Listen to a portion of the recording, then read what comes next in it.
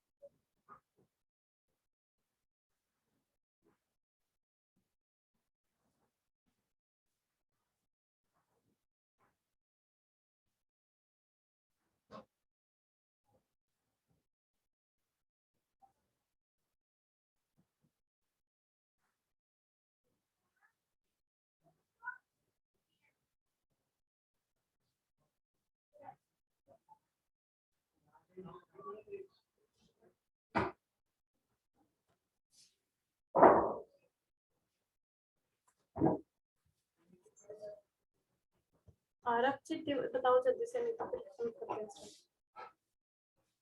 Ma'am उसने भी मेरा मैसेज नहीं देखा और वो कॉल नहीं उठा रहा। चलो ठीक है, फिर हम स्टार्ट करते हैं। ये कॉन्सेप्ट्स इन जावा, ऑब्जेक्ट ओरिएंटेड प्रोग्रामिंग थ्योरी वाला टॉपिक है, सेक्शन ए का। ठीक है, इसमें बेसिक कौन कौन से कॉन्सेप्ट्स होते हैं कि इस जो जावा है ऑब्जेक्ट ओरिएंटेड प्रोग्रामिंग लैंग्वेज है हमारी, मींस ऑब्जेक्ट बेस्ड है। हमने प्रोग्राम्स बनाए हैं, थोड़े बहुत याद होगा कि हम क्लासेस बनाते हैं, क्लास का फिर ऑब्जेक्ट क्रिएट करते हैं, उस ऑब्जेक्ट के थ्रू ही हम उसके फंक्शंस, मेंबर फंक्शन, मेथड्स को और वेरिएबल्स को कॉल करते हैं। डॉट ऑपरेटर हमने यूज किया था, अगर कुछ याद हो तो। जैसे क्लास बनाई थी, क्लास वेट, कोई प्रोग्राम ओपन करते हैं।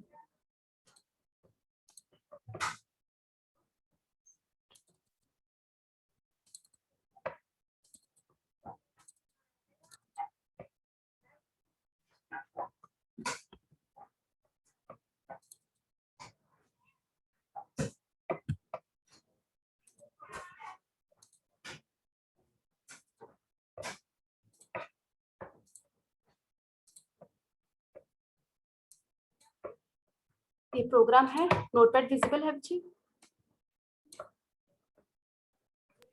Yes ma'am. देखो क्लास बनाते हैं, क्लास A1 बनाई थी मैंने, और उसमें कुछ वेरिएबल्स बनाए थे और एक फंक्शन भी बनाया था। ठीक है, और ये स्टैटिक मेथड। अब क्लास डेमो, जिस क्लास के अंदर मेन फंक्शन होता है वो मेरी क्लास डेमो है, उसका नेम। मल्टीपल क्लासेस हम एक ही प्रोग्राम में बना सकते हैं। ठीक है, और अगर मुझे डेमो क्लास में A1 क्लास के मेंबर्स को एक्सेस करना है, कौन कौन से मेंबर्स हैं? ये वेरिएबल्स और ये फंक्शन उसके मेंबर्स हैं। ये फंक्शन और वेरिएबल्स को, क्लास के मेंबर्स को मुझे, अगर एक A1 क्लास के मेंबर्स को इस क्लास में मुझे अगर एक्सेस करना है तो मैं इनको ऑब्जेक्ट बना करके एक्सेस कर सकती हूँ। क्लास A1 के मेंबर्स को डेमो क्लास में मुझे यूज करना है, तो मुझे मेन फंक्शन के अंदर A1 क्लास का ऑब्जेक्ट बनाया मैंने। ठीक है, ऑब्जेक्ट A1 obj1, ऑब्जेक्ट का नेम कुछ भी दे दो अपनी मर्जी से, new class name, then parenthesis. ये ऑब्जेक्ट बनाया obj1.sum, ये क्या है, सम फंक्शन है जिसके पीछे पैरेंथेसिस होती है, वो बेसिकली एक फंक्शन होता है। obj1.sum ये सम क्या है, फंक्शन है। obj1.a क्या है, वेरिएबल a, ये तो सम फंक्शन था जिसकी कोडिंग होती है जो एग्जीक्यूट हुआ, और ये a वेरिएबल है, इंट a, ठीक है, a वेरिएबल। तो ऑब्जेक्ट के थ्रू उसके मेंबर फंक्शन को, मेथड्स को जिनको हम फंक्शन बोलते हैं, और वेरिएबल को हम एक्सेस कर सकते हैं, ठीक है। तो इसीलिए हम जावा को ऑब्जेक्ट ओरिएंटेड प्रोग्रामिंग कहते हैं, कि हमें ऑब्जेक्ट के बेसिस पे हम प्रोग्रामिंग करते हैं। ऑब्जेक्ट कैसे बनाते हैं, क्लासेस बनाते हैं, उसका ऑब्जेक्ट बनाते हैं, और ऑब्जेक्ट बना करके उसके मेंबर्स को हम एक्सेस कर सकते हैं, ठीक है। और पूरा का पूरा प्रोग्राम जो है फंक्शंस में डिवाइड नहीं होता, क्लासेस में डिवाइड होता है। क्लासेस में फंक्शन होते हैं फर्दर, बट ओवरऑल डिवीजन किस बेसिस पे है, क्लासेस के ऊपर। क्लासेस मल्टीपल क्लासेस बनाते हो, हर डिफरेंट डिफरेंट पर्पस के लिए डिफरेंट डिफरेंट क्लासेस बनाएंगे, और हर क्लास के लिए आप डिफरेंट उसका ऑब्जेक्ट बनाओगे मेन के अंदर, मेन फंक्शन में, और ऑब्जेक्ट के थ्रू उसके फंक्शन को, मेंबर्स को एक्सेस करोगे, ठीक है। तो Java is object oriented programming. As the name suggest, object oriented programming refers to the language that uses object oriented objects in programming, जो ऑब्जेक्ट को यूज करती है। Object oriented programming aims to implement real world entities like inheritance, hiding, polymorphism. The main objective of, ये सारे concept अभी पढ़ने हैं हमें। The main aim of object oriented programming is to bind together, bind करना किसको, data and functions that operate on them। मतलब इसका मतलब क्या है कि बेसिकली ऑब्जेक्ट ओरिएंटेड प्रोग्रामिंग में हम करते क्या हैं, ऑब्जेक्ट बनाते हैं। ऑब्जेक्ट किसका बनाते हैं, किसी क्लास का ऑब्जेक्ट बनाते हैं, और क्लास में क्या क्या चीजें होती हैं। अभी मैंने बताया क्लास में हमारे पास वेरिएबल्स होते हैं, वेरिएबल्स हमारे क्या होते हैं, डेटा होता है। वेरिएबल का मीनिंग हमारा डेटा, क्योंकि वेरिएबल में हम कुछ वैल्यूज को स्टोर करते हैं, values are always our data, ठीक है। तो डेटा होता है, और फंक्शंस होते हैं, मेथड्स और फंक्शंस, जिनके ऊपर फंक्शंस कह लो या फिर तुम मेथड्स कह लो, सेम मीनिंग, ठीक है। ये फंक्शंस किसके ऊपर काम करते हैं, जो डेटा मैंने यहाँ पे डिक्लेयर किया है, ठीक है। तो बाइंड टुगेदर मतलब उनको बाइंड करता है, इकट्ठे एक जगह पे लेके आता है। क्या करता है, ऑब्जेक्ट, ऑब्जेक्ट किसका होता है, क्लास। इसीलिए क्या है, ऑब्जेक्ट क्या करते हैं, डेटा और उन फंक्शंस को, डेटा को और उन फंक्शन को जो उस डेटा के ऊपर ऑपरेट करते हैं। फंक्शन क्या होते हैं, कुछ फंक्शनैलिटी को जो परफॉर्म कर रहे हैं, ठीक है, उनको हम फंक्शंस बोलते हैं। तो डेटा और फंक्शंस दोनों बाइंड होते हैं using the in the object, ठीक है। एक यूनिट के अंदर हम उन दोनों को बाइंड करते हैं। तो क्लासेस में हम डेटा और फंक्शंस दोनों को एक जगह पे बाइंड करते हैं, और फिर उसी का ही हम ऑब्जेक्ट क्रिएट करते हैं, ठीक है। तो ये है कॉन्सेप्ट हमारा। तो the main object aim of object oriented programming is to bind together data and functions that operate on data। इसका पर्पस क्या है, बेसिकली ये कहते हैं कि हमारा जो डेटा होता है, ये जो डेटा है ना मेरा, ये बहुत सिक्योर है ऑब्जेक्ट ओरिएंटेड प्रोग्रामिंग के अंदर, कि हर कोई फंक्शन आकर के किसी और क्लास का जो फंक्शन है, जैसे डेमो क्लास में कोई फंक्शन मैं बना लूं, वो इस डेटा को डायरेक्टली एक्सेस ना कर सके।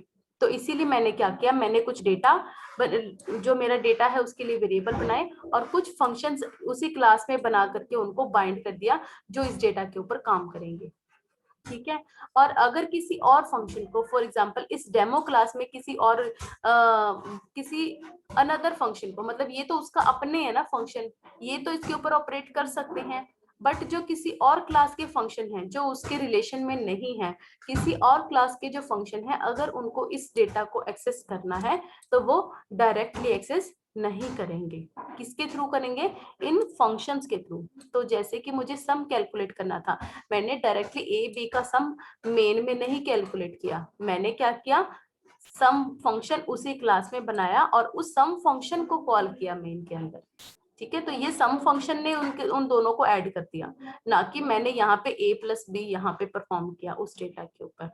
तो ये concept basically object oriented programming ये कहता है कि हमारा जो डेटा है वो बहुत इंपॉर्टेंट है, उसको डायरेक्टली कोई अननोन फंक्शन उसको एक्सेस ना करे, ठीक है। वो उन डेटा के ऊपर ऑपरेट करने के लिए जो फंक्शन है वो उसी क्लास के अंदर बना दिए, और उन फंक्शन के थ्रू तुम डेटा को एक्सेस करो, डायरेक्टली एक्सेस ना करो। ठीक है, समझ आई ये चीज? तो ये कॉन्सेप्ट आपका ऑब्जेक्ट ओरिएंटेड प्रोग्रामिंग कहता है।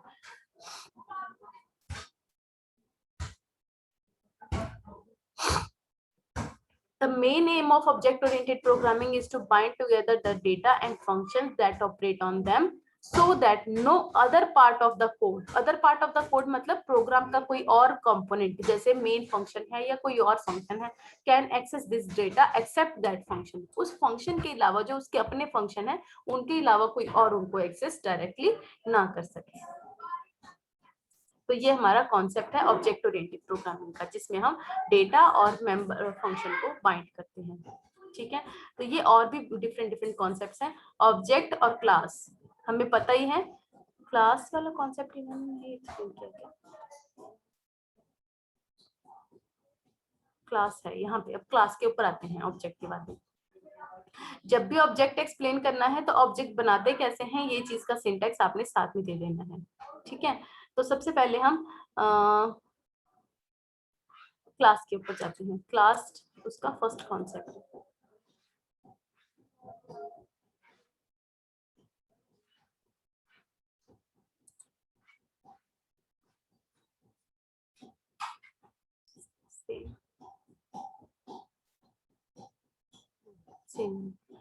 क्लास क्या होता है? अ class is a user defined करता है ना, वो क्लास में मैंने नेम भी खुद दिया, उसमें क्या मेरा डेटा होगा, क्या फंक्शन होंगे वो मैंने खुद बताया है, इसीलिए इसको यूजर डिफाइंड कहते हैं।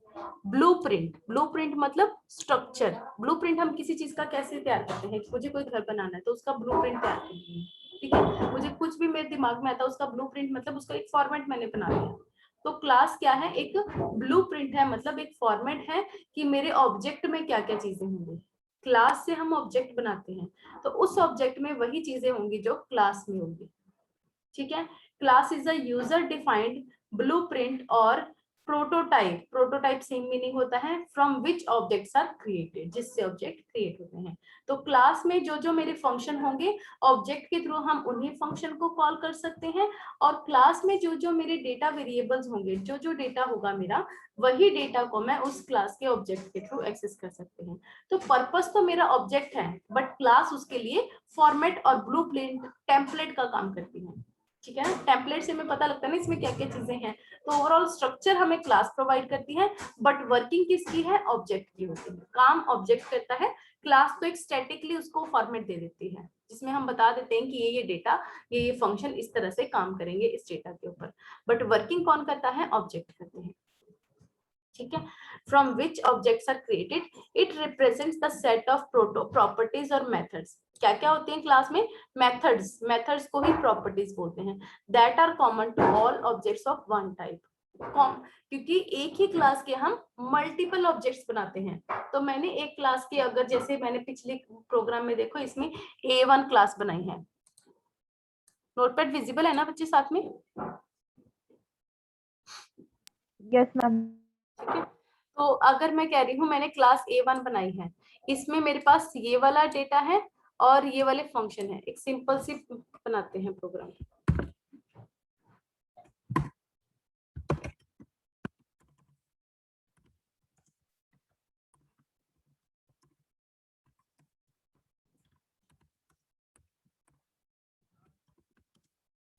फंक्शन है इसके अंदर सिंपली डिस्प्ले, जो A की वैल्यू को डिस्प्ले करता है।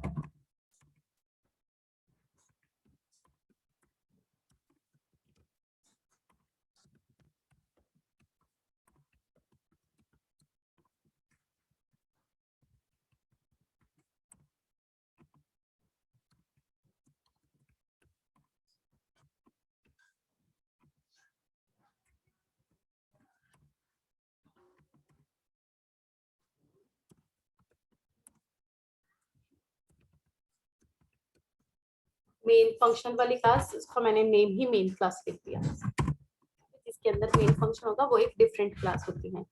उसका फॉर्मेट क्या है? Public static void main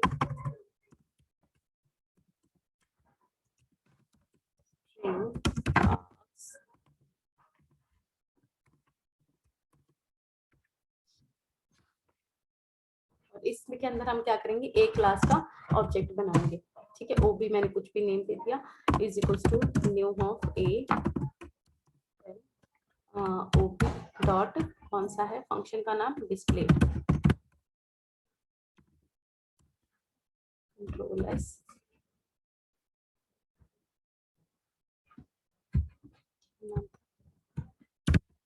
class, जिसमें मेन मेथड होगा ना उस क्लास का नेम देना है बेटा। तो अब क्या है देखो, इसमें मैंने क्या किया है, क्लास ए एक क्लास है और उसका एक वेरिएबल है और उसके ये डिस्प्ले उसका फंक्शन है और ये उसका डेटा है। ठीक है, तो हम क्या कह रहे हैं, क्लास का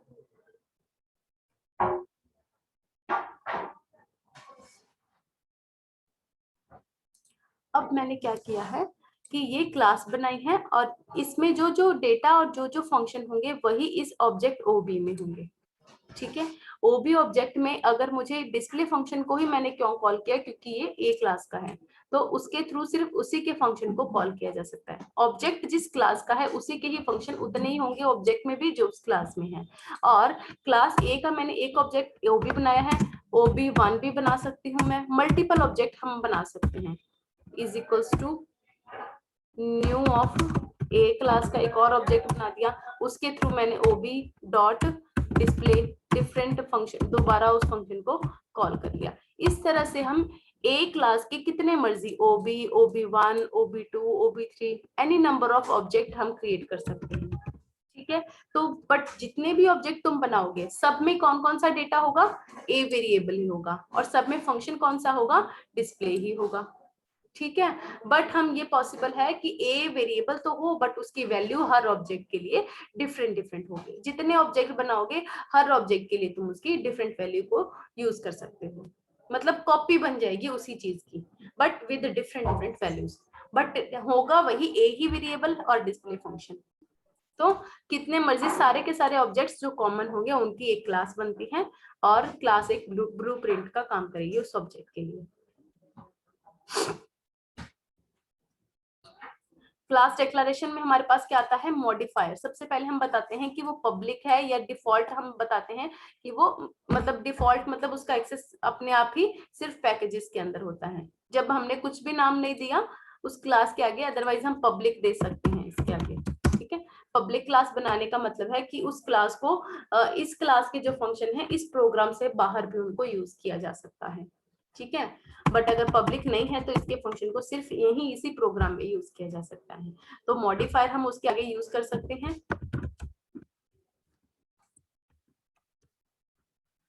क्लास का नेम, क्लास कीवर्ड के बाद में क्लास का नेम करते हैं। सुपर क्लास ये हम बाद में पढ़ेंगे, इंटरफेसेस अगर उसमें है, और देन उसमें क्लास बॉडी आती है कर्ली ब्रेसेस को ओपन और क्लोज करके। ठीक है, ये चीजें अगर हम बाद में करेंगे जैसे जैसे टॉपिक आएंगे, ये दोनों टॉपिक आपको सिलेबस में है।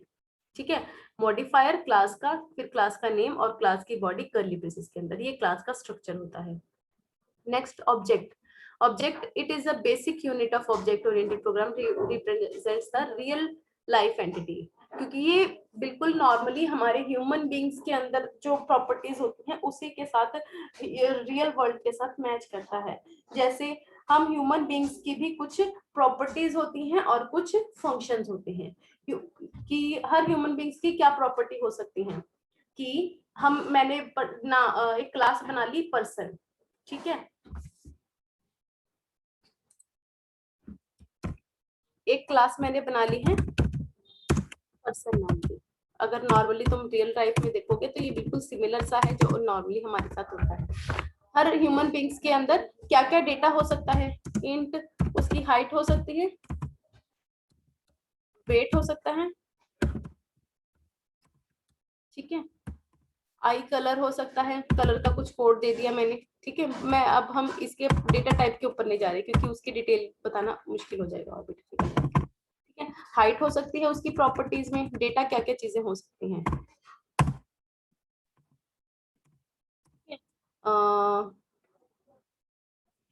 कलर कौन सा हो सकता है, किसी पर्सन का डिफरेंट वेरी हो सकता है, आई कलर हो सकता है। ये सारी उसकी क्या है प्रॉपर्टीज जो हर ह्यूमन बींग्स में होंगी। हर ह्यूमन बींग की हाइट होगी, हर ह्यूमन बींग का वेट होगा, हर ह्यूमन बींग का कुछ स्किन कलर होगा, ठीक है, और हर ह्यूमन बींग का कुछ आई कलर हो सकता है डिफरेंट।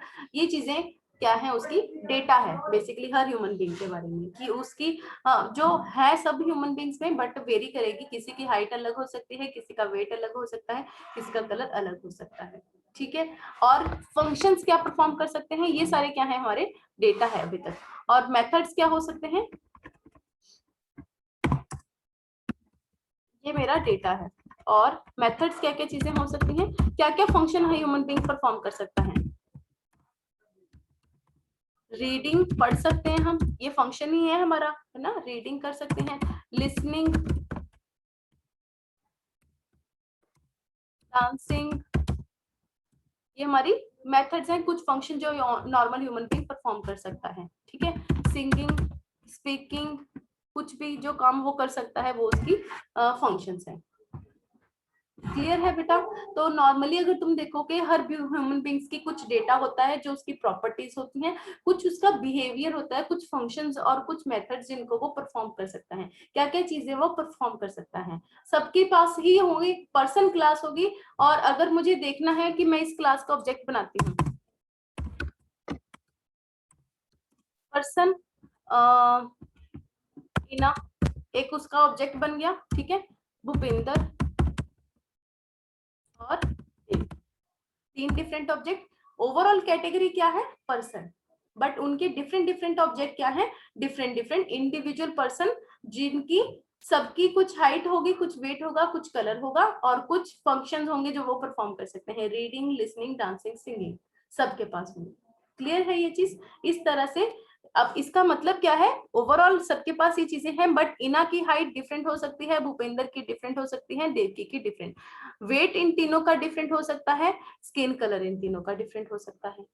क्लियर है ना। वैल्यू डेटा सबके पास है, बट उनकी वैल्यूज डिफरेंट होंगी फॉर ईच ऑब्जेक्ट। तो हर ऑब्जेक्ट कौन है, हर एक इंडिविजुअल पर्सन एंटिटी, और ओवरऑल क्लास क्लास कौन सी होगी, पर्सन क्लास। समझ आई बच्चे ये चीज। तो इस तरह से जैसे नॉर्मल ह्यूमन बींग्स में क्लास और ऑब्जेक्ट का कॉन्सेप्ट होता है, उसी तरह से ही हमने इसको प्रोग्रामिंग के अंदर इंप्लीमेंट किया है। क्लियर है बच्चे। हाँ जी मैडम, हाँ जी। Yes ma'am. ठीक है। तो a typical Java program creates many objects which as you know interact by invoking methods। ठीक है, बहुत सारे डेटा हमारे पास ऑब्जेक्ट्स हम क्रिएट कर सकते हैं।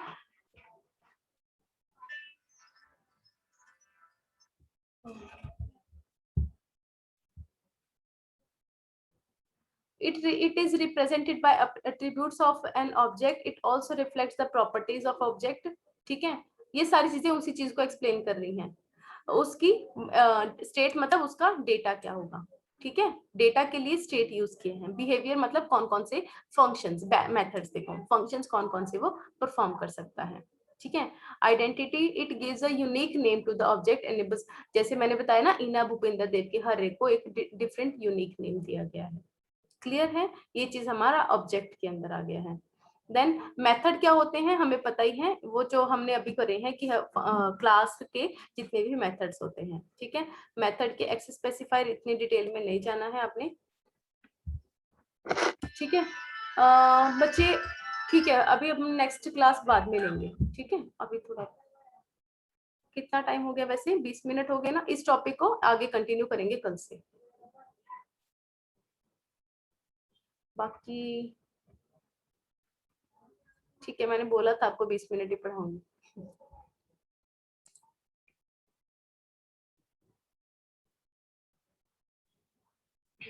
यू कैन लीव बच्चे, मैं अटेंडेंस मार्क कर लूंगी, ठीक है।